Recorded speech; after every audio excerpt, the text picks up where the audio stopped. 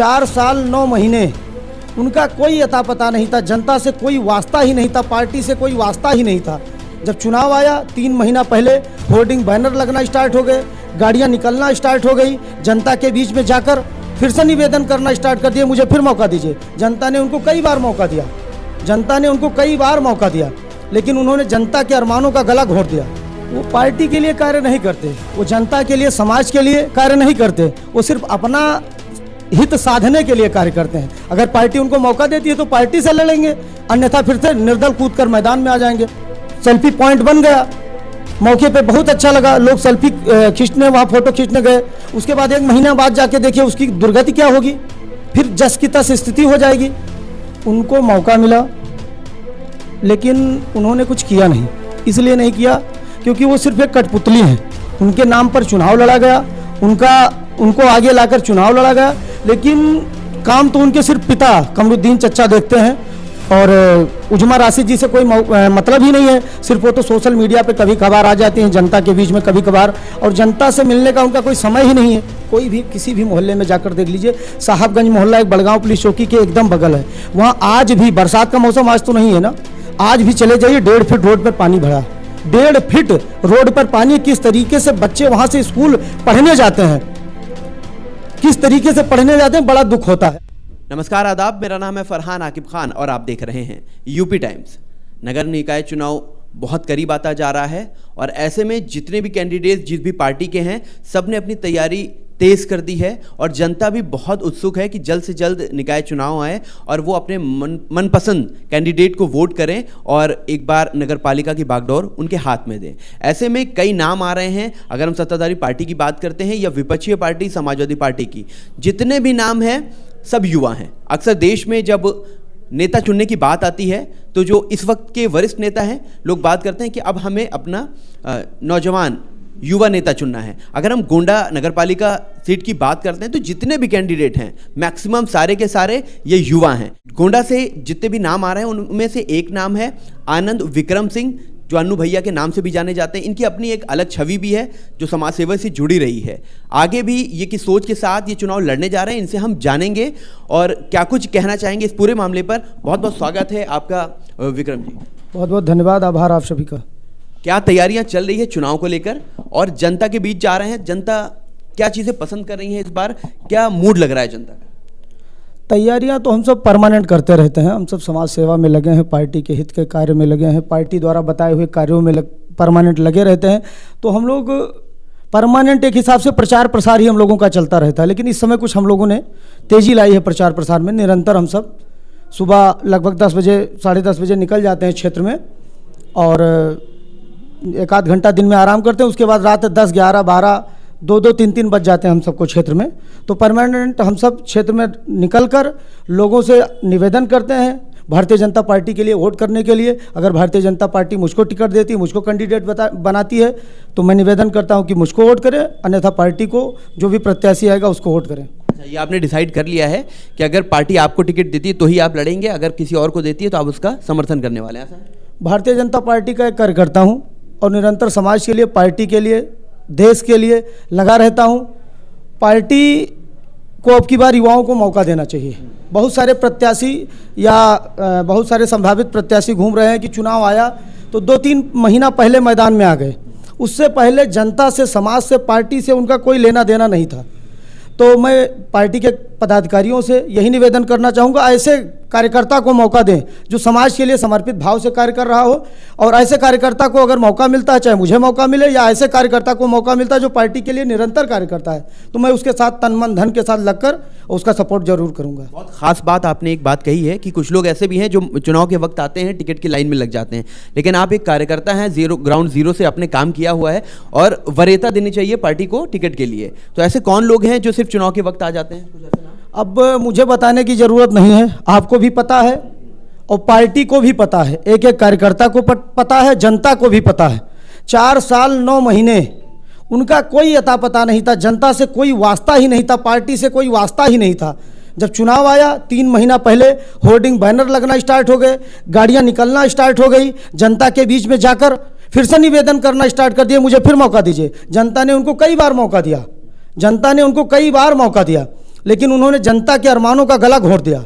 तो अब की बार बस यही निवेदन करना चाहूँगा जनता से, पार्टी से, कि एक ऐसे कार्यकर्ता को मौका दें जिन्होंने बिना किसी पद पर रहते हुए कार्य किया है समाज के हित के लिए, पार्टी के हित के लिए, सर्व समाज के हित के लिए। ऐसे कार्यकर्ता को मौका मिलना चाहिए। ठीक है, बिल्कुल।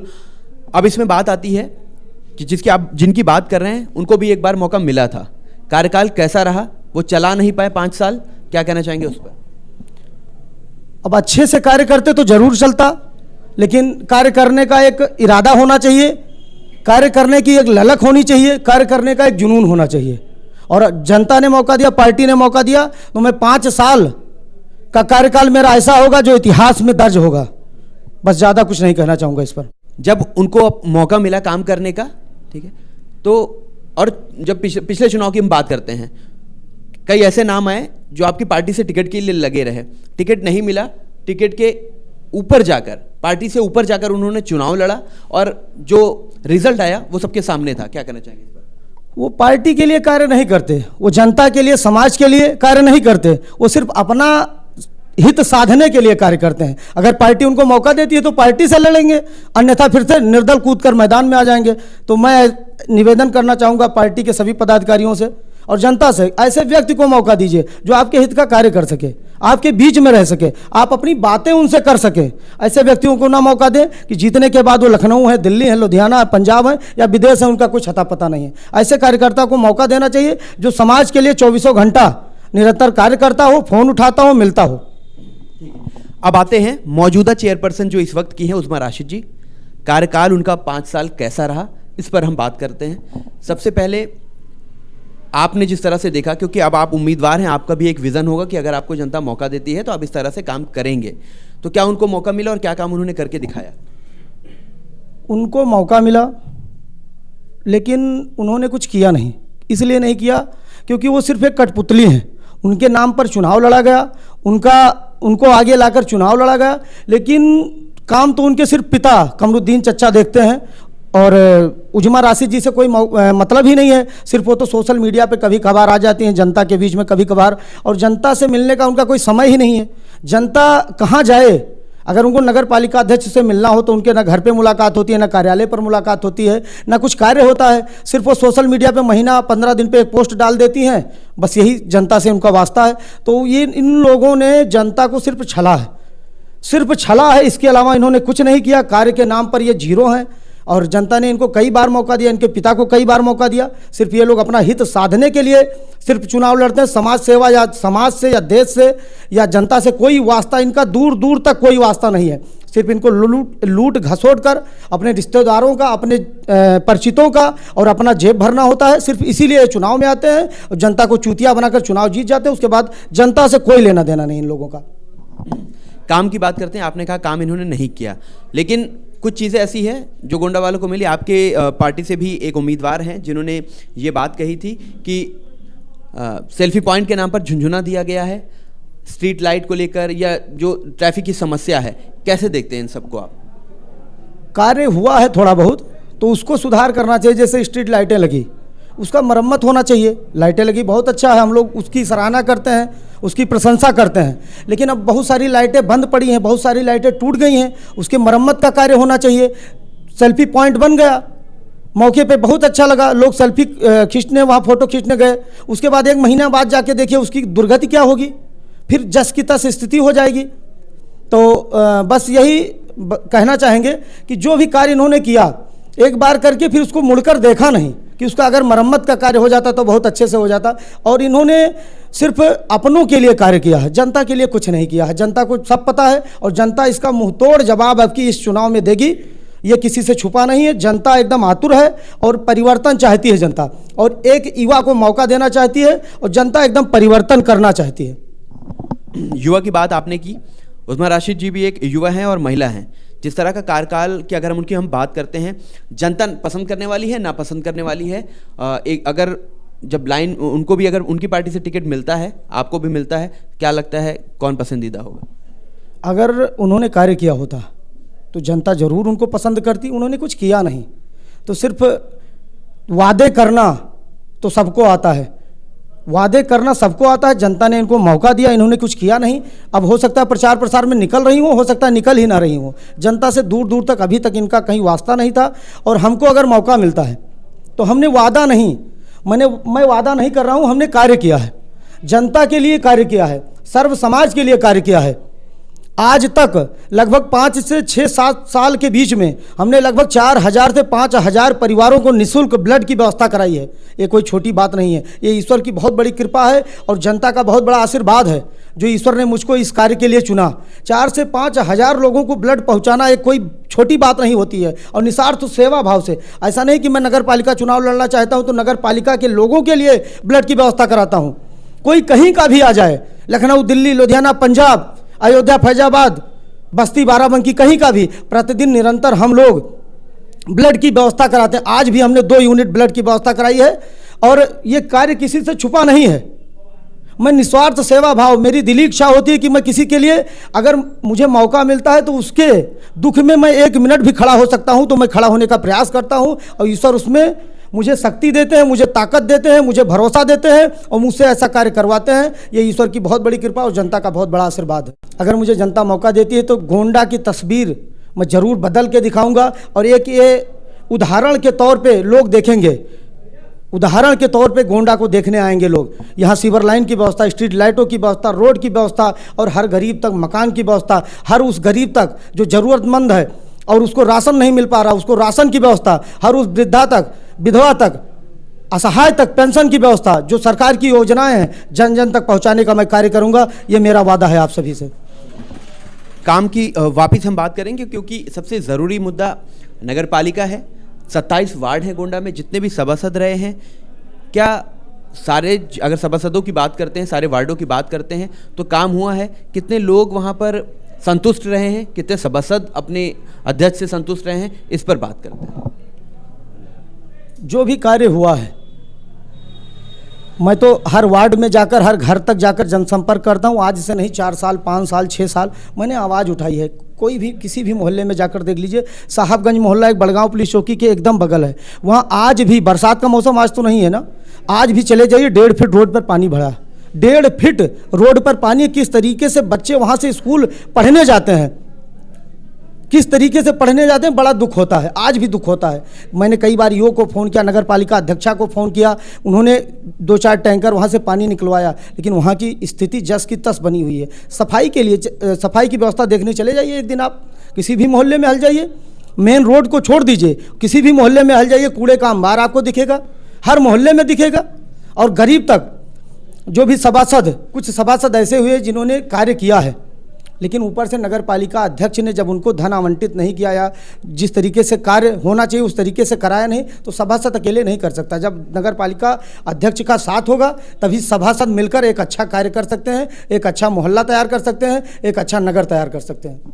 जिस गंदगी की आप बात कर रहे हैं, कुछ साल पहले पूरे देश में नगर पालिका गोंडा गंदगी में नंबर 1 पर आया था। इसके बाद जब अभी रैंकिंग आई लेटेस्ट, उसमें काफ़ी सुधार हुआ और गोंडा बेहतर बना, प्रदेश के बहुत बेहतर नगर में आया। इस पर क्या कहना चाहेंगे, जो रैंकिंग नंबर 1 था? अब सर्वे पर मैं सवाल नहीं उठाना चाहूँगा, सर्वे पर मैं सवाल नहीं उठाना चाहूँगा। हो सकता है सर्वे मेन रोड पर हुआ हो, अंदर मोहल्ले में न गए हों, मोहल्ले में चले जाइए, उसके बाद सर्वे किस तरीके से हुआ, किस रैंकिंग पर हम हैं, वहाँ की रैंकिंग ना देखिए, हम किस रैंकिंग पे हैं, यहाँ जाकर स्थिति उसकी देख लीजिए। उसके बाद मन आहत होता है जिस तरीके से मोहल्लों की स्थिति है। चले जाइए, हर मोहल्ले में कूड़े का अंबार लगा है, पूरे दिन कूड़ा नहीं उठता है। तो रैंकिंग क्या आई, किस तरीके से हुआ, उस पर सवाल नहीं उठाना चाहेंगे, लेकिन जनता जानती है क्या रैंकिंग हमारी है। हमको असलियत, अपनी औकात पता है कि हमारी क्या रैंकिंग है, हमारी नगर पालिका की स्थिति क्या है, हम सबको पता है, किसी से बताने की ज़रूरत नहीं है। 1-2 मामले भी नगर पालिका में हुए थे कुछ साल पहले, घोटाला, पीएफ घोटाले की बात करते हैं, ज्वाइनिंग को लेकर बात करते हैं, उस पर क्या कहना चाहेंगे? जैसे नगर पालिका अध्यक्षा का कहना है कि मेरे द्वारा जो साइन होता है वो फर्जी साइन किसी ने बनाकर ऐसा कार्य किया है, तो उनका ये कहना गलत है। जिस तरीके से उनकी मिली भगत से और वहाँ के कर्मचारियों की मिली भगत से गरीबों के फंड को खाकर डकार कर बैठ गए हैं, ऐसे लोगों पर बुलडोजर चलना चाहिए, इनकी संपत्ति कुर्क करके, और जनता को, उन गरीबों को, उन सफाई कर्मियों को उनका पैसा जरूर देना चाहिए। और अगर मुझे मौका मिलता है तो मैं ऊपर लेवल तक जाकर मुख्यमंत्री जी तक जाकर पहुंचकर निवेदन करके और ऐसा जरूर कराऊंगा और उन गरीबों का पैसा उन गरीबों तक जरूर पहुंचाऊंगा। नगर पालिका को लेकर अक्सर सवाल उठता है कि नगर पालिका में अक्सर जो भी कैंडिडेट आता है, जो भी अध्यक्ष पद पर रहता है, नज़ुल ज़मीन को लेकर बहुत ज़्यादा सवाल उठते हैं। उस पर क्या कहना चाहेंगे आप? क्या वो सिर्फ आरोप है या ऐसा कुछ हो भी रहा है नगर पालिका में? आरोप नहीं है, सबको पता है किस तरीके से यहाँ जो ये ज़मीनें थी, हमारी सरकारी ज़मीनें थी, किस तरीके से वहाँ तालाबों को पाट कर प्लाटिंग कर दी गई, किस तरीके से लोगों ने उसे छका लिया। तो ये किसी से छुपा नहीं है और मुझे मौका मिलता है तो आने वाले समय में आप सभी को दिखेगा वो तालाब फिर से तालाब होगा, वो सरकारी ज़मीनें फिर से सरकारी ज़मीनें होंगी, उस सभी पर बुलडोजर चलेगा। इनकी वजह से ऐसी चीज़ें हो रही है, संरक्षण किसका प्राप्त है? अब संरक्षण किसी का नहीं प्राप्त है और जिसको मौका मिलता है वो अपने हिसाब से अपनी सेटिंग करके इधर उधर कर्मचारियों से मिली भगत करके और सिर्फ जो सरकारी ज़मीनें हैं उसे बपौती समझकर उसे अपना कब्जा कर लेते हैं। और इससे पहले समाजवादी पार्टी की सरकार थी तो समाजवादी पार्टी में पूरे प्रदेश में जिस तरीके से ज़मीनों का बंदर भाट हुआ, जिस तरीके से अवैध अतिक्रमण हुआ है, तो अब भारतीय जनता पार्टी की सरकार है, इस पर ज़रूर कार्रवाई होगी और बहुत जल्द से जल्द कार्रवाई होगी। समाजवादी पार्टी के सरकार की आपने बात की, पिछले 6 साल की अगर हम बात करते हैं, होने वाला है करीब, भारतीय जनता पार्टी की सरकार है और जो चेयरपर्सन है मौजूदा, इन्होंने आपके ही पार्टी के अंतर्गत काम किया है। ऐसे में अगर ऐसे बड़े घोटाले हुए या ज़मीन को लेकर हेरा फेरी हुई तो क्या एक नगर पालिका अध्यक्ष एक दूसरी पार्टी, विपक्षी पार्टी के अंतर्गत काम करते हुए ऐसे कैसे कर सकता है बगैर उनके, अगर जो बड़े नेता है उनका संरक्षण उन्हें नहीं मिला है तो, या अगर संरक्षण नहीं मिला है और उन्होंने ऐसा काम किया है तो कार्रवाई क्यों नहीं? संरक्षण किसी का नहीं प्राप्त है, बस इन लोगों ने, किसी को पता नहीं था, जैसे किसी के वार्ड में, किसी के मोहल्ले में इतना बड़ा नगर पालिका है और बड़े बड़े नेता, अपना इतना बड़ा क्षेत्र है, 5-5, 6-6 विधानसभाएं उसमें हैं, तो इतना बड़ा क्षेत्र एक जनप्रतिनिधि के लिए एक मोहल्ले का आंकड़न रखना, गुणागणित रखना या वहाँ की ज़मीनों को देखना आसान नहीं है। तो इन लोगों ने, किसी ने उस पर ध्यान नहीं दिया और हम लोग अब उस पर ध्यान दे रहे हैं, उस पर आवाज़ उठा रहे हैं और इस पर ज़रूर जल्द से जल्द कार्रवाई भी होगी। आवाज़ उठाने की बात आती है, जितने अभी कैंडिडेट हैं मौजूदा अध्यक्ष पद के लिए, इन्हीं लोग क्यों बात करते हैं जो लोग सत्ता में बैठे हुए हैं, आपके विधायक, आपके सांसद या अन्य नेतागण या आपके जिला अध्यक्ष की अगर हम बात करते हैं, उन्हें ये क्यों नहीं लगता है कि ज़मीन का बंदरबाट हो रहा है, काम सही नहीं हो रहा है? क्यों जितने प्रत्याशी हैं उन्हीं को ऐसा लगता है? सबने आवाज़ उठाई है, जिला अध्यक्ष महोदय ने कई बार आवाज़ उठाई है, अभी 2-4 दिन पहले की बात रही है, उन्होंने न्यूज़ वाले आए थे उनके सामने भी कहा है, सबने आवाज़ उठाई है। अब सभी का ध्यान गया है, अब ध्यान गया, उस पर कार्रवाई जरूर होगी और देर आए दुरुस्त आए। चलिए, जब तक नहीं आवाज़ उठी तब तक नहीं उठी, अब उठी है तो जरूर कार्रवाई होगी उस पर। एक आखिरी सवाल, जनता को, जो दर्शक आपको देख रहे हैं गोंडा के, क्या कहना चाहेंगे आप अपने लिए? आपका, अगर आपके हम छवि की बात करते हैं, ब्लडमैन कहा जाता है, रक्तवीर हैं, 4000 परिवारों से ज़्यादा लोगों को आपने रक्त मुहैया कराया है, वो भी ऐसे समय पर जब उन्हें नहीं मिलता है और जान बची है। क्या कहना चाहेंगे आखिरी बार अपने दर्शकों से? मैं दर्शकों से व गोंडा नगर पालिका की जनता से यही निवेदन करना चाहूँगा, अगर आप लोगों ने मेरे कार्यकाल को देखा है, बिना किसी पद पर रहते हुए मैंने निस्वार्थ सेवा भाव से अगर सेवा की है जनता की, तो मुझे ज़रूर मौका दीजिए। अगर मेरे द्वारा किए गए कार्य गलत हैं तो मुझे ज़रूर मौका ना दें। अगर मेरे द्वारा कार्य किए गए अच्छे हैं और आप सभी को लगता है कि मैंने कुछ अच्छा किया है, अलग किया है, तो मुझे ज़रूर मौका दें। बस यही निवेदन करना चाहूँगा और एक युवा को मौका दीजिए, कुछ अलग करके दिखाएगा, बस यही आप सभी से वादा करना चाहता हूँ। हम उम्मीद करते हैं इस खबर के बाद, इस अपडेट, इस इंटरव्यू के बाद और चीज़ें क्लियर होंगी। और जो ख़ास चीज़ है कि जब आप वोटिंग करने जाएंगे, तमाम इंटरव्यू जो भी आपके कैंडिडेट हैं इनमें देखेंगे और इनकी बात, इनके काम आपके नज़र में, आपके दिलो दिमाग में होंगे, ताकि बेहतर आप कैंडिडेट, नेता चुन सकेंगे। और जो लोग सिर्फ वादे करते हैं उन्हें नहीं, वो लोग जो आपके लिए बेहतर काम कर रहे हैं, काम करेंगे, उनको चुनकर आप अध्यक्ष पद की सीट पर पहुंचाएंगे। आप ऐसी तमाम अपडेट्स के लिए, ऐसी खबरों के लिए देखते रहिए यूपी टाइम्स। मैं फरहान आकिब खान, मुझे दीजिए इजाज़त। धन्यवाद।